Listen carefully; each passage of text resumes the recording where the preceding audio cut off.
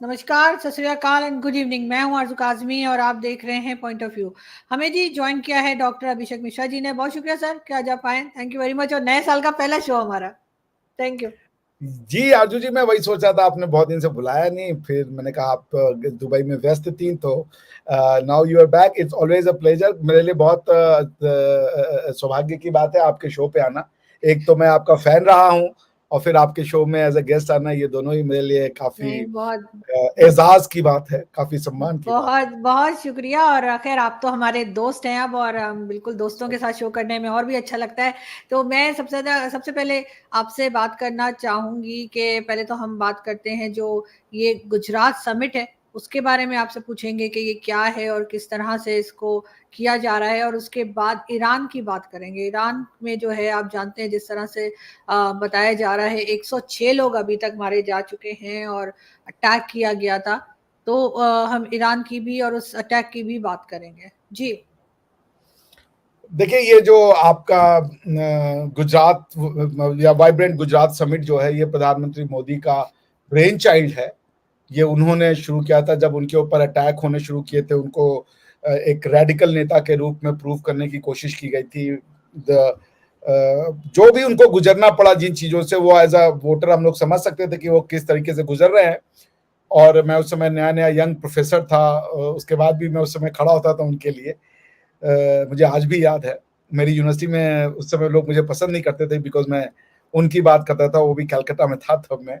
I was not appreciated at all, but मेरा conviction था कि मोदी जी एक बहुत अच्छे इंसान है। मैं आपको 2012-13 की बात बता रहा हूँ।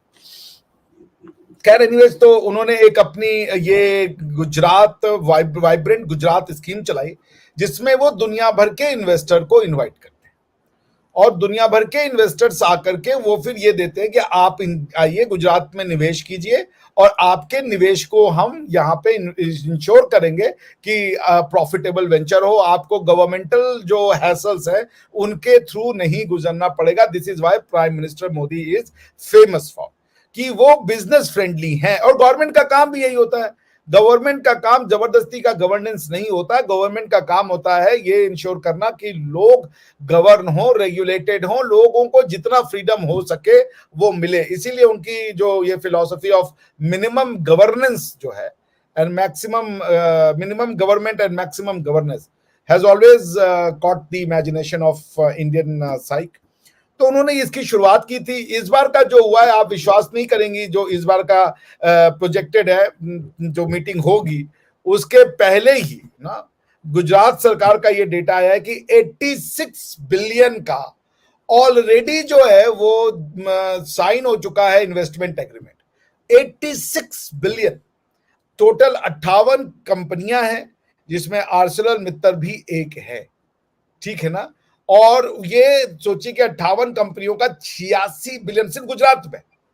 और ये जो सेक्टर्स हैं जिनमें ये इन्वेस्टमेंट किया जा रहा है, जैसे एनर्जी है, ऑयल है, गैस है, केमिकल्स है, इसमें।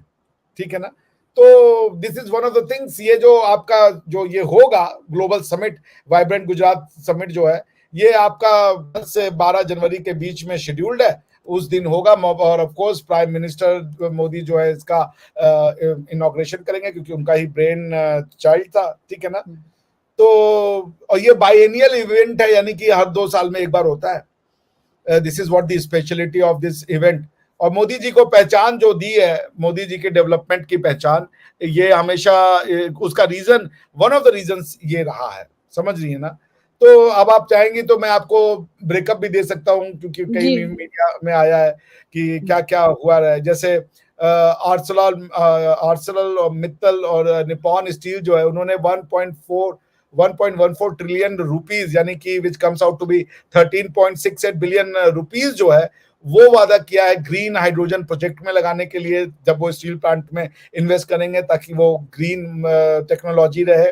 उसके साथ साथ आप देखिए दूसरे जो सेक्टर है एनटीपीसी, यानी कि एनर्जी का सेक्टर है, उसमें इन 900 बिलियन रुपीस यानी कि 10.8 बिलियन डॉलर जो है वो आया है कि 15 गीगावाट जो है रिन्यूएबल एनर्जी पार्क्स बनाए जाएंगे।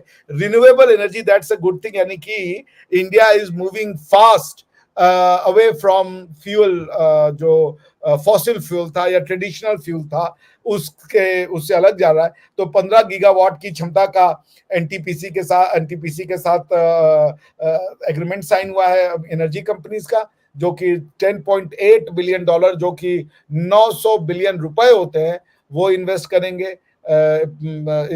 वेरियस एनर्जी पार्क बनाए जाएंगे।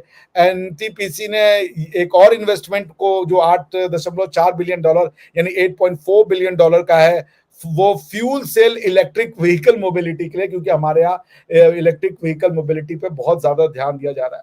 तो ये these are not just investments, these are hi-tech investments, these are futuristic investment, these are going to shape India or going to propel India into the future. आप देखिए energy sector में we are trying to move away from fossil fuels या जो conventional energy है या non renewable energies हैं।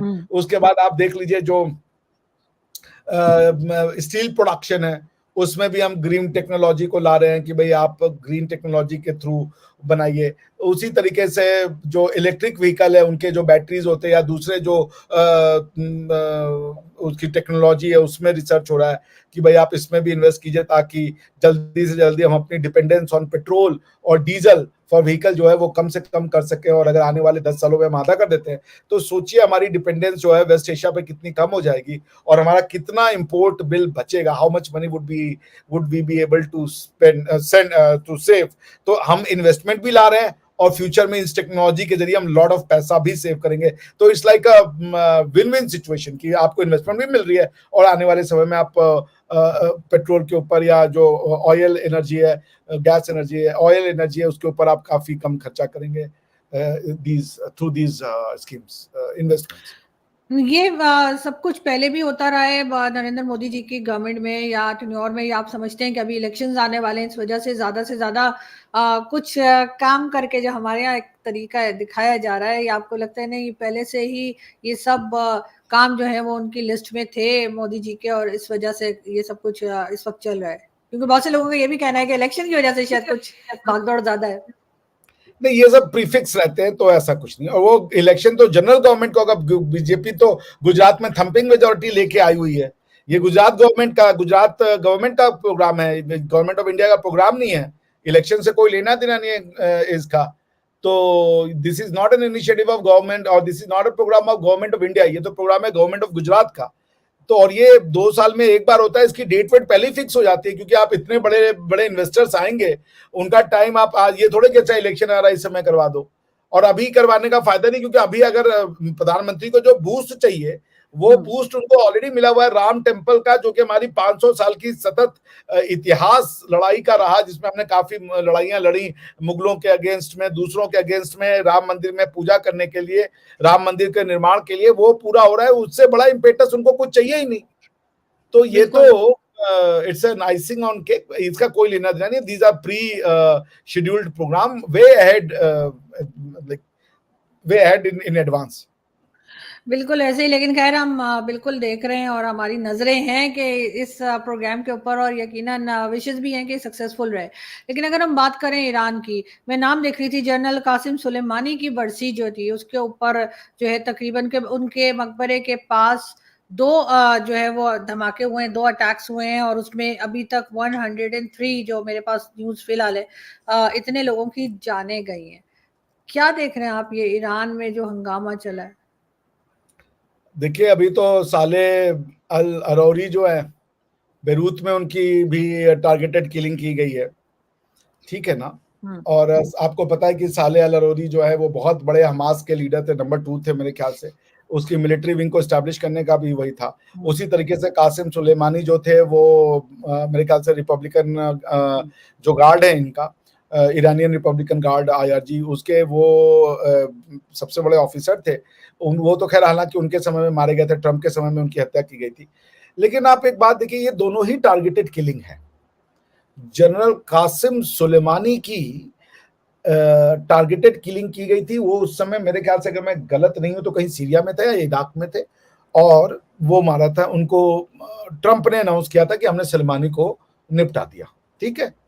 उसके बाद ये बेरूत में मारा इनको ये जो अरोरी है, इसका नाम मुझे भूल रहा है, साले अल अरोरी को, इन दोनों लोग को टारगेटेड किलिंग में मार दिया। और आरजू जी, ये वेस्ट वाले हमसे ये पूछते हैं कि आप टारगेटेड किलिंग क्यों कर रहे हो, आप हरदीप निज्जर को कैसे मार रहे हो, आप पन्नू को कैसे वो कर रहे हो, ये तो अच्छा, बहुत मुझे खतरनाक है। पता नहीं, कहना तो नहीं चाहिए, लेकिन फिर भी मैं यहाँ पर फिर भी बोल दूंगी क्योंकि बहुत सी चीजें मैं ऐसी बोलती हूँ जो लोगों को पसंद नहीं आती, but still I feel target killing better ऐसे कि सुसाइड बॉम्बर चले जाए, क्योंकि जिसको मारना होता है टारगेट किलिंग उसी को मार रहे हैं, जो कि गलत है, नहीं होना चाहिए। लेकिन ये जो सुसाइड बॉम्बर्स निकलते हैं तो कितने मासूमों की सर जान ले लेते हैं, जिनका ना कोई लेना ना कोई देना बेचारों का।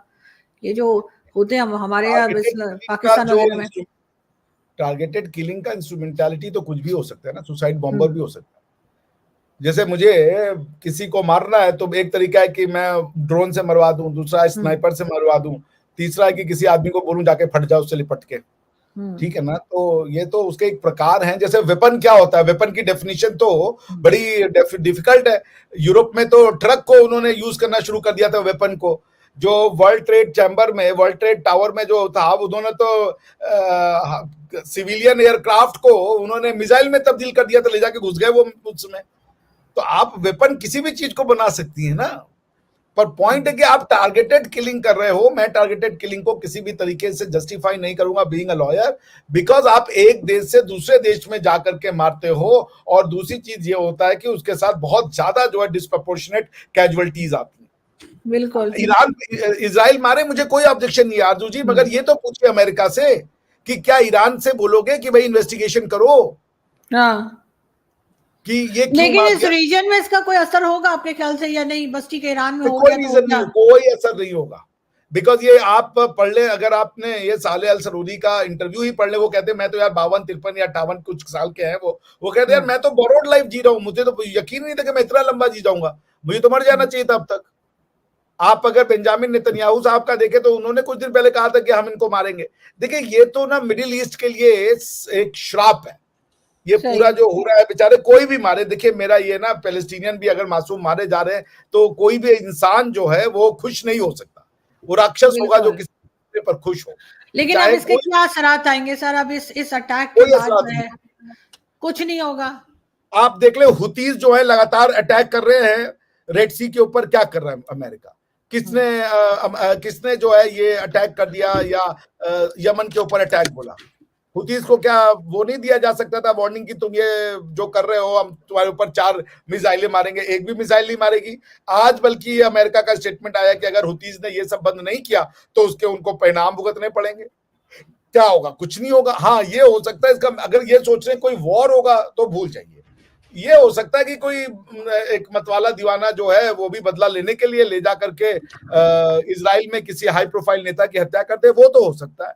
मगर अगर आप इसको कहेंगे कि क्या वॉर हो सकता है, तो आई सीरियसली डाउट। आप देख ले यूक्रेन में रशिया घुसा, नहीं, क्या वॉर तो नहीं, लेकिन सर कोई ना कोई जो बड़ी कंट्रीज जो कहलाती हैं सो कॉल्ड, अमेरिका हो या कोई और हो, वो इसके ऊपर कोई ना कोई बात तो करेंगी, एक्शन तो करेंगी। ऐसा तो क्या नहीं है करेंगे? किसी ये ने, तो मगर अमेरिका ही अगर करवा रहे हैं ईरान, ना।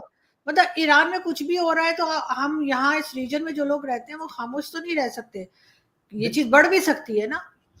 देखिए ईरान में जो हुआ वो तो कहेंगे ईरान का मतलब है अपना इन्वेस्टिगेशन करें, उनके घर के अंदर में हुआ, हमारा क्या लेना देना।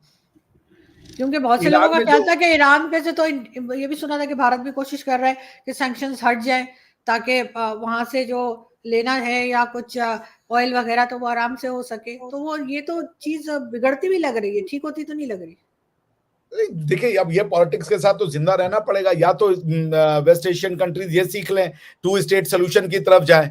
मगर ना तो इसराइल 2 स्टेट सोल्यूशन को मानने को तैयार है, सॉरी ना तो ईरान 2 स्टेट सोल्यूशन मानने को तैयार है, ना तो अरब कंट्रीज। मुझे पूरा, मैं आपको ये गारंटी दे सकता हूँ कि इसराइल में मेजोरिटी लोग मानते हैं कि 2 स्टेट सोल्यूशन होना चाहिए, बट अरब्स नहीं मानने को तैयार हैं। तो जब तक ये माइंडसेट ठीक नहीं होगा, ये एक हमारे लिए इट्स अ प्रॉब्लमेटिक थिंग, ये ऐसे ही रहेगा, वेस्ट एशिया ऐसे ही रहेगा। ये जो मुझे कहना नहीं चाहिए, आज की डेट में आप एक स्टडी कीजिए कि सबसे ज्यादा कॉन्फ्लिक्ट कहां हो रही है। जो कंट्रीज डेमोक्रेसी है उनके यहां नहीं होती है, जो कंट्रीज डिक्टेटरशिप है, इधर रिलीजियस डिक्टेटरशिप और any kind of ideological dictatorship, सबसे ज्यादा कॉन्फ्लिक्ट में वही है।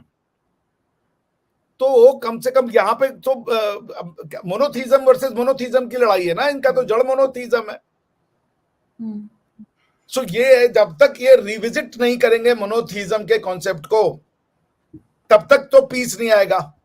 और एक बात मैं आपको बता दूं गारंटी के साथ, इजराइल यानी यहूदियों ने शुरू किया था मोनोथीज्म को।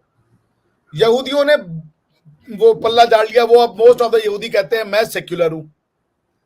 क्रिश्चियनों ने यहूदियों से रिलीजन छीन लिया। यहूदी क्रिश्चियंस को नहीं मानते, कहते हैं आप वो नहीं हो सकते क्योंकि हमारा तो भी आने वाला है। आपने जबरदस्ती अपने आप को क्लेम कर लिया, हम नहीं मानते आप।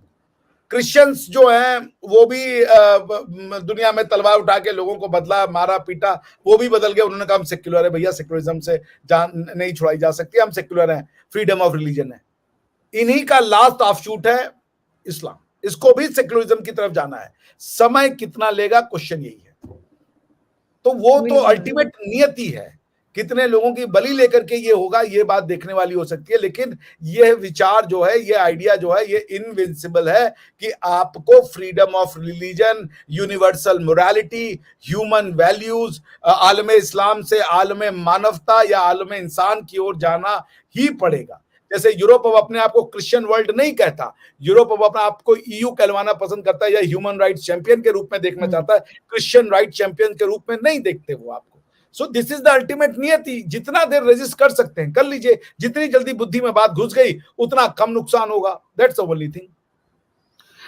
बात तो आपकी ठीक है, लेकिन बहरहाल काफी ये न्यूज जब से चली है लोग काफी डिस्टर्ब हैं और ख्याल नहीं था कि इस किस्म की चीज होगी, क्योंकि पहले ही इजराइल और हमास और उसमें सब लोग फंसे हुए हैं और उसके बाद एक ये नई चीज निकल आती है। दूसरी तरफ हम कई कंट्रीज में आप जानते हैं अब 2024 जो है, 23 वैसे काफी लोगों ने कहा कि खराब रहा है। अब इलेक्शंस भी आ रहे हैं और सबकी नजरें इलेक्शंस के ऊपर भी हैं। तो ऐसी सूरत में जो है वो ईरान में इस तरह से होना, जिसका बॉर्डर पाकिस्तान के साथ लगता है, आपको लगता है पाकिस्तान का इसके ऊपर क्या रिएक्शन आएगा या पाकिस्तान को क्या करना चाहिए? पाकिस्तान के पास कोई रिएक्शन नहीं आ सकता सिवाय कुछ बड़के मार देंगे आपकी कोई प्रधानमंत्री। ये वो Pakistan is a non player भाई। पाकिस्तान की देखे वो दुनिया के किसी भी, चाहे इवन आलम इस्लाम में भी पाकिस्तान की कोई सुनने वाला नहीं है। पहली बात तो वो सेकंड ग्रेड आपको मुस्लिम मानते हैं। वो कहते हैं यार तुम अरबों के मैटर में तुम कौन बोले, तुम चलो निकलो यहाँ से, ठीक है ना। मरने मारने के लिए होगा तो कहेंगे हाँ आ जाओ आ जाओ आ जाओ, तुमको मरने के लिए हम बुला लेते हैं, ठीक है। उसके बाद दूसरा, आपने दुनिया को क्या कहा है, आलम इस्लाम को, भैया देखो हम तो बन गए मुसलमान, अब हमें पालो, हम कुछ नहीं करेंगे, हमें पालो।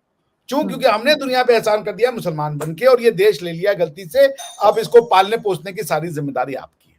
बिल्कुल, आप समझ रही हैं। सो पॉइंट ये कि पाकिस्तान हैज नो से, पाकिस्तान ने न तो, अब पाकिस्तान के बनने के बाद से एक अचीवमेंट बताइए पाकिस्तान की। कल आपके काकर साहब कहते ये 1971 नहीं है। अरे भैया ये 1971 ही है। क्या बदला आपका? आप क्या न्यूक्लियर वेपन की धमकी दे रहे हो कि न्यूक्लियर वेपन नहीं, हम ऐसा कर देंगे? आप कुछ नहीं कर पाओगे क्योंकि आपने अपनी आइडियोलॉजीज और थ्योरी को चेंज ही नहीं किया। It is exactly 1971।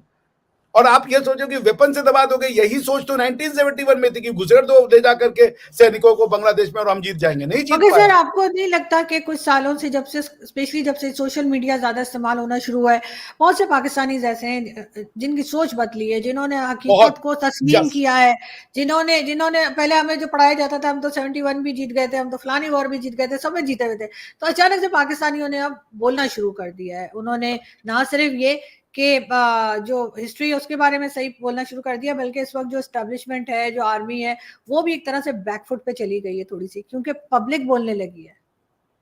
Martin Luther ने, जो कि प्रोटेस्टेंट रिलीजन के रिफॉर्मर थे जर्मनी में, उन्होंने जर्मन से कहा कि तुम क्रिश्चियनिटी फॉलो करते हो पर तुम्हें पता भी है कि बाइबल में लिखा क्या है। तो the only contribution among other things that he did which was major contribution, उन्होंने अरमेइक किताब, बाइबल अरमेइक भाषा में थी, उसको उन्होंने ट्रांसलेट किया जर्मन में और प्रिंटिंग की मदद से उसको उन्होंने लोगों तक पहुंचा दिया। फिर वहां पे रिफॉर्मेंट्स आ गए जिसको प्रोटेस्टेंट कहते हैं, और बाद में Germany became the first state जिसने स्टेटहुड को रिलीजन के ऊपर कर दिया। The what translation of the Bible and printing press did to Christianity, YouTube and people like you and me will do to Pakistan, that it will bring sanity to the people of Pakistan. लोग सुन रहे हैं, समझ रहे हैं, उनको समझ में भी आ रहा है, क्योंकि मैं ये मानने को तैयार नहीं हूं कि किसी को समझाओ तो बातें समझ में नहीं आएंगी। 100 में 4 लोग हो सकता है आपको समझने का नाटक करके धोखा दे दें, लेकिन 100 में से 4 लोग वो समझेंगे भी, 2 लोग भले उनको कंफ्यूजन होगा कि क्या सही है क्या गलत है, 4 लोग समझेंगे और आपने 40-50% लोगों को समझा दिया जो कि सेम माइंडसेट के हो गए, it will be the biggest achievement. आपकी कंट्री में स्टेबिलिटी आ जाएगी। सो यस, बिल्कुल। आपने और बिल्कुल सही कहा, यूट्यूब की वजह से और आप जैसे जो थिंकर्स हैं या आप जैसे लोग जो एफर्ट्स ले रहे हैं, बिल्कुल सोच में बदलाव आता है, आदमी बदलता है। मैंने खुद अपने कई विचारों में परिवर्तन लाया है, and this is what is the contribution of social media. बिल्कुल, लेकिन सोशल मीडिया की अगर हम बात करें तो बहुत सारी चीज़ें ऐसी हैं जो सोशल मीडिया से लोगों ने सीखी हैं, लेकिन एक चीज़ और कि आप अगर बदल भी गए हैं, आपने अपनी सोच को भी बदल लिया, सब कर लिया, लेकिन आपकी 4-4, 5-5 साल पुरानी क्लिप्स निकाल के लोग आपको हिट करने से भी बाज़ नहीं आते, जो कि बहुत हैरत भी होती है, बड़ा अफ़सोस भी होता है, लेकिन करते हैं लोग। मतलब लोग चाहते नहीं कि आप बदलो, वो चाहते हैं आप वही बात करें जो आप उस वक़्त कह रहे थे। ये माइंडसेट क्या है सर? मुझे ये समझ नहीं आती। देखिए, हर तरीके के इंसान हैं, लेकिन पॉइंट अल्टीमेटली तो सोशल मीडिया का डिसाइडिंग फैक्टर तो सोसाइटी होती है ना। अगर सोसाइटी ने रिएक्शन नहीं दिया, सोसाइटी ने आपको उसी तरीके से एक्सेप्ट किया, तो बात खत्म हो जाती है। अटेम्प्ट्स तो होते ही रहेंगे ना, ये तो देखिए पार्ट ऑफ द गेम है, पार्ट एंड पार्सल। मैं जब पब्लिक में आया हूं, मैं ये सोचूं कि कोई ऐसा वीडियो नहीं बना रहा होगा, अभिषेक मिश्रा एक्सपोज्ड, अभिषेक मिश्रा बेनकाब किया गया, ये होगा ही होगा। It's a part of the deal. मैं इस माइंडसेट के साथ तैयार होके आया हूं। कोई मुझे गालियां देगा, कोई मुझे अप्रिशिएट करेगा, that's a game. I understand कि ये होगा, हर कोई हमारी आपकी बात को समझे नहीं हो सकता ना, मगर हमें बिल्कुल नहीं। सोसाइटी के ओवरऑल सोसाइटी के सैनिटी पे ट्रस्ट रखना है। और मुझे पता है कि भारत की जनता बहुत समझदार है, बहुत वो क्या कह लीजिए प्रोग्रेसिव है, और सो दिस इज ओके, हर किसी को बिल्कुल होता है। ऐसा ही है। और आई होप कि पाकिस्तान की पब्लिक जो है वो भी सोशल मीडिया और इंटरनेट और यूट्यूब और इन सबको देख के कहीं ना कहीं अपने आप को पॉजिटिवली चेंज कर रही होगी, और कोई पॉजिटिव थॉट यकीनन कुछ लोगों में आएगा। मैं ये नहीं कह रही सब में आ जाएगा, लेकिन तो थोड़ा थोड़ा करके अगर स्टार्ट हो तो बहुत अच्छी बात है। बहुत शुक्रिया कि आज आपने ज्वाइन किया। Thank you so much sir. Thank you Aarzoo ji, always a pleasure.